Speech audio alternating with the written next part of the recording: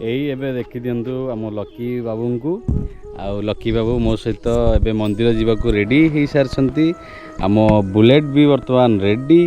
Show guys ବର୍ତ୍ତମାନ ମୋ ସହିତ ଅଛନ୍ତି ଆଜି ଆମ ପିଙ୍କି ବହୁତ ଦିନ ପରେ ବ୍ଲଗରେ ଆସୁଛନ୍ତି, ଆଉ ଆମ ଝିଅ ବି ଆସୁଛନ୍ତି।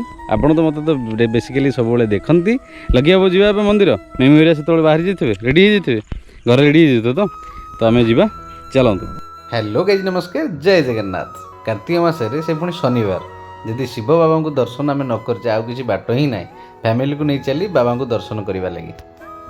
ଏ ହେଉଛି ବାବା ଅମରେଶ୍ୱରଙ୍କ ପୀଠ, ଯାହାକି ଆମେ ଘର ପାଖରେ ଆମ ପାଖରେ ଅଛି। ତ ଆମେ ବର୍ତ୍ତମାନ ଏତେ କାମ ବ୍ୟସ୍ତ ବହୁଳ ଜୀବନ ଭିତରେ ଆମେ ସମୟ କିଛି ବାହାର କରି ମନ୍ଦିର ପାଖରେ ଦର୍ଶନ କରିବା ପାଇଁ ଆସିଛୁ। ମୋ ସହିତ ମୋ ଫ୍ୟାମିଲି ଅଛନ୍ତି। ସୋ ଗାଇଜ୍, ଆପଣମାନେ ଭାବୁଥିବେ ଅନେକ ଦିନ ପରେ ବ୍ଲଗ୍ଟି ଆସିଛି, ଆପଣମାନଙ୍କ ପାଇଁ ନିହାତି ଇଣ୍ଟରେଷ୍ଟିଂ ମୁଁ ଆଗକୁ କରିବାକୁ ଯାଉଛି। ନୂଆ ରୂପରେ ନୂଆ ଢଙ୍ଗରେ ଆପଣମାନଙ୍କ ପାଇଁ ବ୍ଲଗ୍ ଆପଣଙ୍କ ପାଇଁ କଣ୍ଟିନ୍ୟୁ ହିଁ ଆସିବ। ତ ଯେଉଁମାନେ ମୋତେ ସବସ୍କ୍ରାଇବ୍ କରିଛନ୍ତି, ଯେଉଁମାନେ ମୋ ସବସ୍କ୍ରାଇବର୍ ମୋତେ ଭଲ ପାଆନ୍ତି, ଯେଉଁମାନେ ମୋତେ ଭଲ ପାଆନ୍ତିନି ମଧ୍ୟ, ସେମାନଙ୍କୁ ମୁଁ କହି ରଖୁଛି ଆପଣମାନେ ଏଇଭଳି ଭଲ ପାଇବା ରଖିଥାନ୍ତୁ, ଆଉ ଘୃଣା ଭାବ ବି ଏମିତି ରଖିଥାନ୍ତୁ। କିଛି ଅସୁବିଧା ନାହିଁ, ଆପଣମାନଙ୍କ ପାଇଁ ଏମିତି ଭିଡ଼ିଓ ଆଗକୁ ଆସିବ।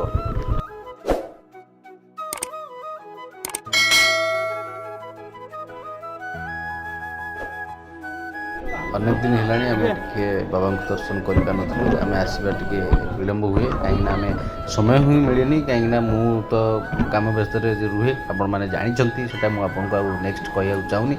ତ ପିଙ୍କି ବି ବହୁତ ଥର ମନ୍ଦିର ଆସିବା ପାଇଁ କହେ, କେହି ନଥାନ୍ତି, ତ ସେଥିପାଇଁ ସିଏ ବି ଆସିପାରେନି।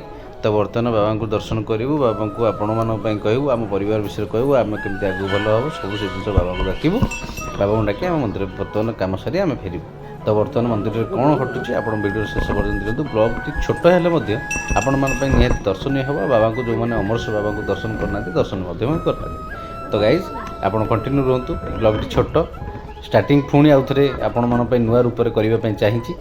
ଆପଣମାନଙ୍କର ଭଲ ପାଇବା ପୂର୍ବ ବ୍ଲଗ୍ରେ ଯେଉଁଭଳି ଆପଣମାନେ ଦେଇଥିଲେ, ଏ ବ୍ଲଗ୍ରେ ମଧ୍ୟ ଆପଣ ଭଲ ପାଇବା ଦିଅନ୍ତୁ। ଆଗକୁ କଣ୍ଟିନ୍ୟୁ ନିହାତି ଭାବରେ ଆପଣମାନଙ୍କ ପାଇଁ ବ୍ଲଗ୍ ଆସିବ। ଚାଲନ୍ତୁ ଆଗକୁ ଭିଜିଟ୍ କରନ୍ତୁ।